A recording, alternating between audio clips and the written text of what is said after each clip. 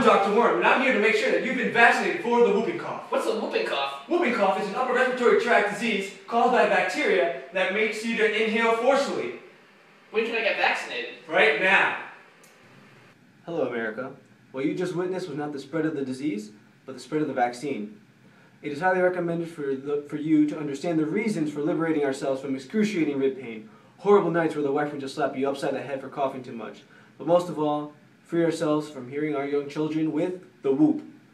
If these small descriptions do not satisfy your hunger, then grab a Snickers and hear me out even more. Over the years, there have been many encounters of infants with whooping cough due to the lack of not getting the DTaP vaccine. The DTaP stands for diphtheria, tetanus, and pertussis, by which the combination of these three bacteria in the vaccine can only produce an efficient immune response for your child for the time being.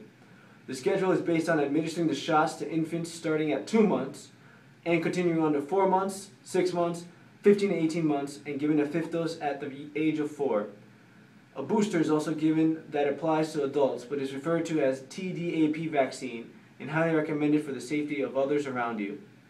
Pertussis has been strongly growing in areas all over the world where it has impacted mostly infants, and studies were done to control this gruesome disease. Australians did a study where they showed a 100% transmission rate of the disease through respiratory droplets such as coughing or sneezing. They were immediate by vaccinating their kids. And now look at the result. There's a 98% clearing throughout their states. Psy from Korea is another example. Even showed episodes of the whoop. Just listen to his song Gundam Style, and you'll see that he's trying to relay the message of get vaccinated by saying, hey, protect your baby, whoop, whoop, whoop, whoop, whoop a vaccine style. Why do you think the vociferous voices of the anti-vaccine people tried so hard to cover up the song by not letting English translations to be broadcasted? Thank you, Barbara Fisher, for that one. No one would have suspected you. In conclusion, the pertussis vaccine does not only protect your loved ones from one disease, but a total of 3 diseases.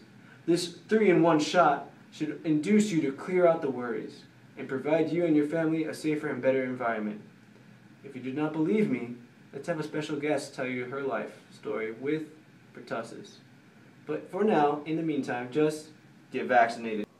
So I have Jennifer Lawrence here. So Jennifer, could you tell me exactly when were you vaccinated? When I was an infant, maybe less than 6 months. Okay, so you must have gotten your booster shot, no? No. I actually ended up getting allergic to the shot, so I didn't receive the booster shot, which, after some thinking and some food for thought, I think it's probably because there were 3 vaccines in one shot. Maybe a combination of all the vaccines together might have caused an allergic reaction.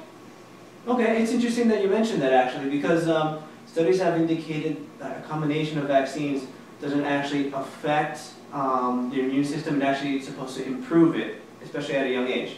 So if I wanted to get vaccinated, for me, I would obviously get a booster shot, but it's recommended for an infant to get a lot of vaccines at a younger age because they're, first of all, they're presented with the bacteria, and second of all, the bacteria that's within the vaccine is live but attenuated. So that means that the virulence factor is very weak, so it won't have much of an effect. Or it's just a toxoid where it becomes inactivated antigen. So those antigens are pretty much harmless to the body, and they're just served as an indicator. Ah. Yeah. So that is the reason why. So it's kind of like killing multiple birds with one stone. Exactly, and that's why it's recommended to do that instantly once the baby is given at birth, and not to elongate it or prolong the vaccine schedule. So the allergic reaction may appear as the main factor or the major outcome of that was from the viruses within that vaccine or the bacteria, but it actually did not cause that. So it might have been just a genetic. Well, that makes me feel a little bit better. Yeah, it might have just been something genetic, and that could have been the problem. The world may never know. Yeah, well, we never know.